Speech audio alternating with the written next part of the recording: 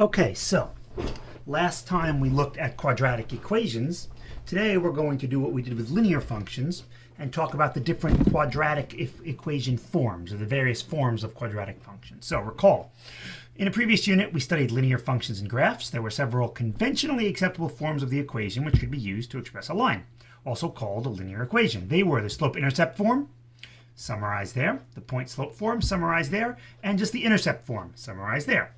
There are also several conventionally acceptable forms of the equation which could be used to express a parabola, also called a quadratic equation.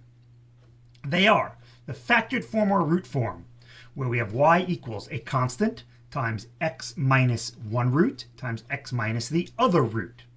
Note in this case that a cannot be 0, and r1 and r2 are the roots of the quadratic function, or they are the x-coordinates of the x-intercepts. Just note that when x is either r1 or r2, y winds up being 0, hence intercept. We have the vertex form, y minus k equals a x minus h squared, or we can just add the k to the other side if we want this as an explicit function as opposed to a an implicit function, I guess. A is a real number and not 0, and h comma k are the coordinates of the vertex of the parabola.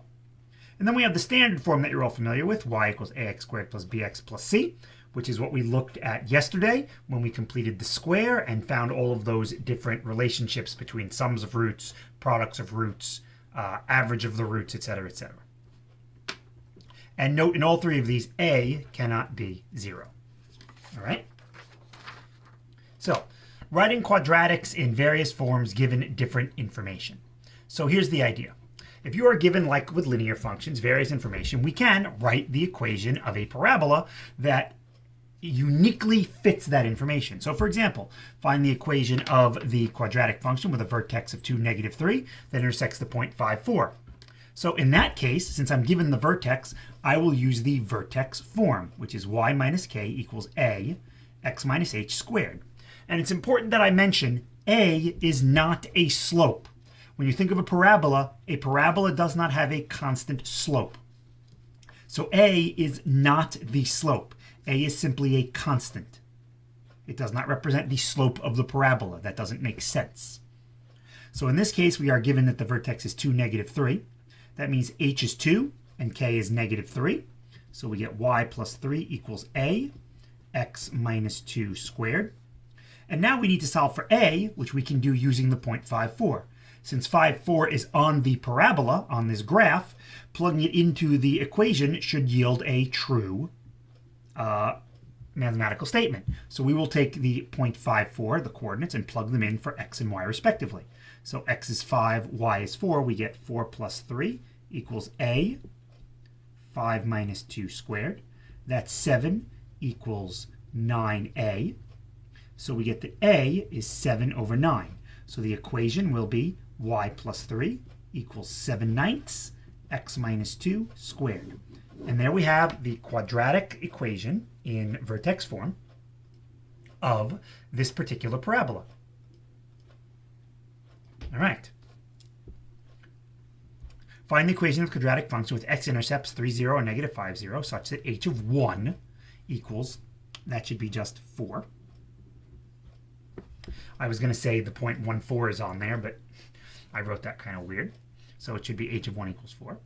So how do we do that? Well, in this case, we are given the intercepts, or the roots. So I'm going to use the factored form, where y equals a, x minus r1, x minus r2. And I know that 3 and negative 5 are the roots, so I have x minus 3, x plus 5. And once again, I know that the 0.14 will also make this equation true, so I plug in 4 for y and 1 for x. And we get 4 is equal to negative 2 here, 6 here. That's negative 12. So a is equal to negative 4 over 12, or negative 1/3. So altogether, we get a equals negative 1/3, x minus 3, x plus 5. If we test it, the 0.14 is in fact on here. When I plug in 1, this is negative 2. This is 6. That's negative 12. Negative 1/3 of negative 12 is 4, so that works. When I plug in 3, the result is 0. And when I plug in negative 5, the result is 0. So far, nothing too crazy. Here's a problem that we already dealt with that involves solving a system of linear equations. We want to find the quadratic function g of x such that these 3 points are on it. So once again, we know that the equation is y equals ax squared plus bx plus c. So in this case, when x is 1, y is 7. So I get a plus b plus c. When x is negative 2, y is 22. So when x is negative 2, we get 4a minus 2b plus c. And when x is 3, we get y is 27. That would be 9a plus 3b plus c. And one of the nice things about these problems is that x is never being multiplied by c. So whenever I have these, I can always choose to almost immediately eliminate c.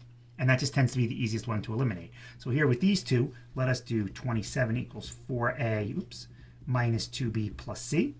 And 22 equals 4a minus 2b. 9a, this should be 27 equals 9a plus 3b plus c. I'm moving that one up there. 22 equals 4a minus 2b plus c. And I'm going to subtract one from the other. 27 minus 22 is 5. 9 minus 4a is 5a. 3 minus negative 2 is 5b. Or 1 equals a plus b. And now I will also do the same. I will take the third equation. 27 equals 9a plus 3b plus c. And the first equation, 7 equals a plus b plus c. I will subtract the second from the first. 20 equals 8a plus 2b, or 10 equals 4a plus b. And now I have 10 equals 4a plus b. 1 equals a plus b. I can once again subtract the second from the first and get 9 equals 3a. So we get that a equals 3. If a is 3, then from this, b has to be negative 2, or I could do that here as well. And then 3 minus 2 is 1, so c has to be 6. So altogether, we get that g of x is equal to ax squared, that's 3x squared, plus bx, that's minus 2x, plus c, that's plus 6. And there we have, our quadratic function. But this we did in the last unit because this just involved a system of 3 linear equations. So it's important to be able to convert between them. In the same way we kind of showed how one came from the other with linear functions, all 3 of these are equivalent, mathematically equivalent. So it's important to be able to convert from one to the other. So given this in standard form, if we want this in factored form, all we have to do is factor. With a little caveat. So we have to remember that factored form, our roots are always x minus root 1, x minus root 2. So here, let's factor this. So we have 3x squared plus 10x minus 8. Make sure I copied that correctly. So y is equal to, so I need 2 numbers that multiply to negative 8. That could be 4 and 2, or it could be 8 and 1. And so let's see, if I do 4 and 2 plus 4 minus 2, I think that works. 3x squared plus 12x, 10x, yep, that works. So here, notice I have x plus 4, and that's in good form. But here I do not. I need this to be x minus something. And this is technically x minus negative 4. So what I need to do is I need to factor out the 3. So factor out the 3, and we get x minus 2/3 x plus 4. So now by looking at this, I know that the roots are 2/3 and negative 4. And this is now in factored form. To put this into vertex form, there are 2 methods. The first method is to complete the square. So let's do that. Y equals 3x squared plus 10x minus 8. I'll divide everything by 3 to get x squared plus 10/3 x minus 8/3. I'll move the constant to the other side. X squared plus 10/3 x. And now to complete the square, I divide this by 2 to get 5/3. And I square it, which gives me 25/9. So I will add 25/9 to both sides. X squared plus 10/3 x plus 25/9. And now the right side, y over 3, plus, I can combine these. This would be 49/9, and I did that by getting common denominator. This right side is x plus 5/3 squared. And now I can subtract this from both sides if I want to, but I don't. Note that here, all I need is y minus something equals a constant x minus something squared. Here, I have my x minus h squared. My h is going to be negative 5/3. The only problem is this is not y. This is y over 3. So to get this to be y, I multiply everything by 3. And when I do that, I get y plus 49 over 3 equals 3x plus 5/3 squared. So now I know if I were to ask that the vertex is negative 5/3, comma negative 49 over 3. The second method is to use the fact that the x-coordinate of the vertex is negative b over 2a. So if I do it this way, then I know that my h is going to be negative b over 2a, which is negative 5/3, which we had here. But now to find the k, we have to actually plug that in, and that can be kind of a pain in the butt. So this is 3 times negative 5/3 squared plus 10 times negative 5/3 minus 8. So that would be 3 times 25 over 9. This would be minus 50 over 3 minus 8. These would cancel. So this is 25 over 3 minus 50 over 3 minus 24 over 3. 25 minus 24 is 1. And then 1 minus 50 is negative 49 over 3. And once again, there's my vertex. So now I know that this is y plus 49 over 3 equals a times x plus 5/3. And now I still need to solve for a. So the interesting thing is, and we haven't proven it, but we will, the a is the same in the standard form as it is in the vertex form. So the a is going to be, in case you didn't notice, 3. But if I didn't know that, and let's pretend we didn't, then what I would have to do is to figure out what a is, pick a point on this graph. So for example, the point 0, negative 8 is on the graph. And then I would plug in 0 for x, negative 8 for y, and solve for a. Negative 8 plus 49 over 3 equals a times 5/3 squared.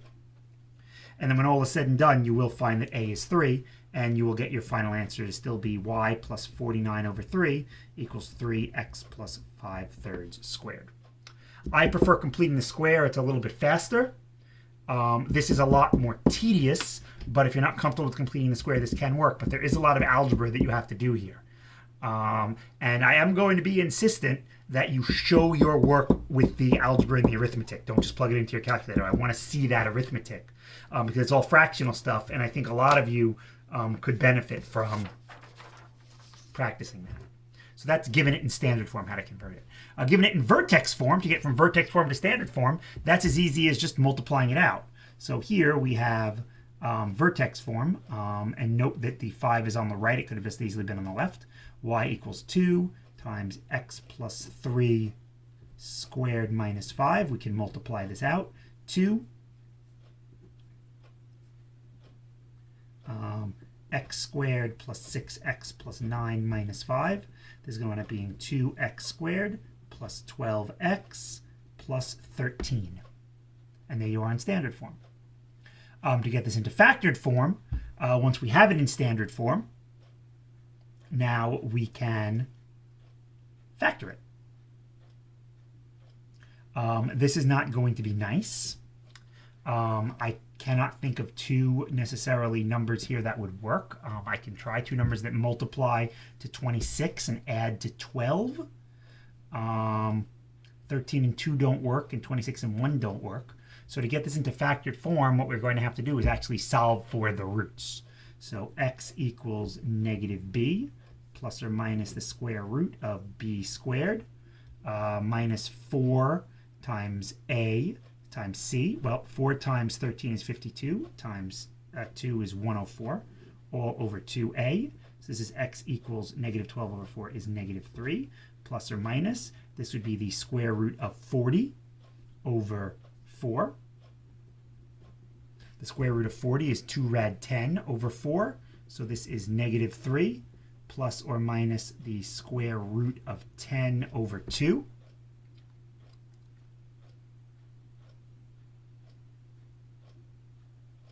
So now in factored form, this would be f of x equals x minus negative 3 plus rad 10 over 2, x minus negative 3 minus rad 10 over 2. And now, once again, we need the a. And luckily, again, the a is just the same as the a from the original, which is 2. And if you multiply this out, you will, in fact, get 2x squared plus 12x plus 13. No one ever said it was going to be pretty. But this is the extreme case where if you can't factor it, you have to actually find the roots. And you can actually see, if you multiply it out, that it does, in fact, work. You could also solve for the roots by completing the square. Anyway, there's that.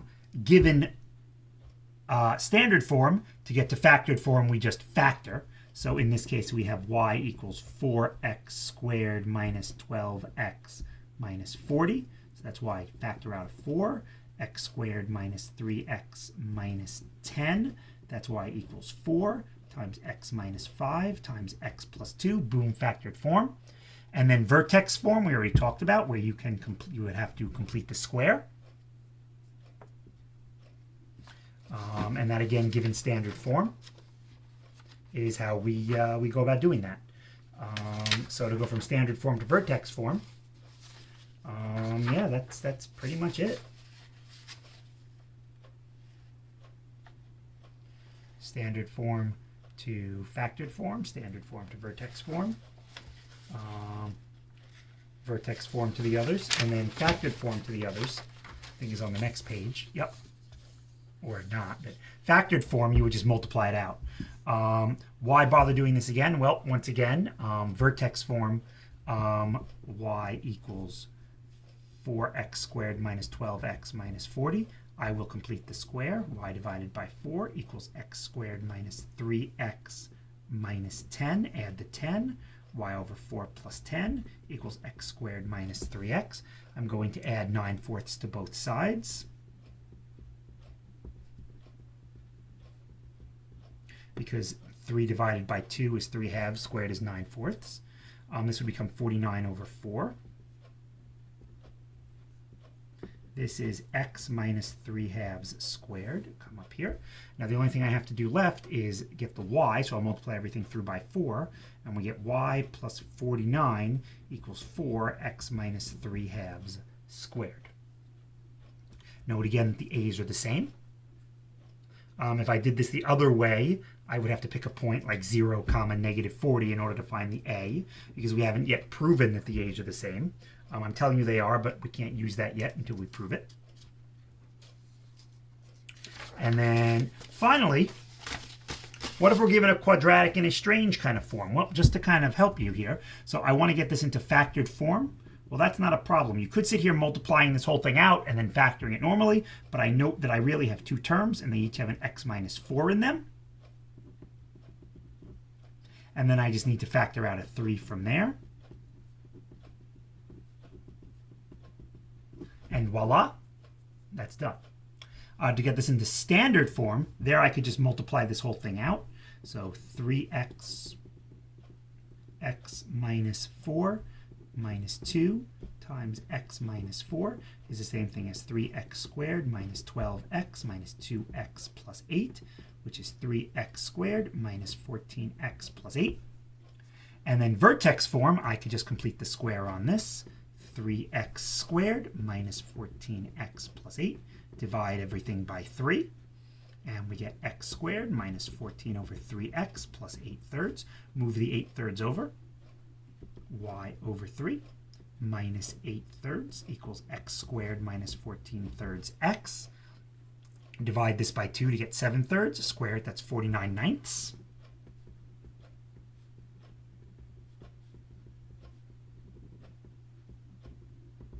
Plus 49 over 9. This is 24. 49 minus 24 is 25.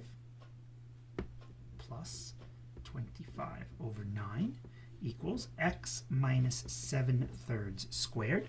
And now I multiply everything through by 3 to get y plus 25/3 equals 3 times x minus 7/3 squared. You'll notice again that the A's are the same. Right now we haven't proven that, just coincidence, but we will. We note too that the x-coordinate for the vertex is 7/3, which makes sense. That's negative b, which would be 14 over 2a. 14 over 6 is 7/3. And I'm willing to bet if you plug 7/3 into here, you wind up getting negative 25/3, which is your y-coordinate.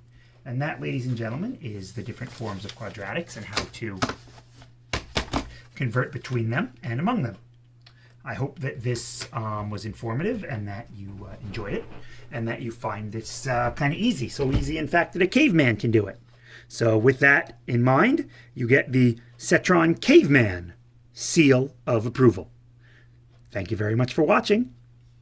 Take care now. Bye-bye.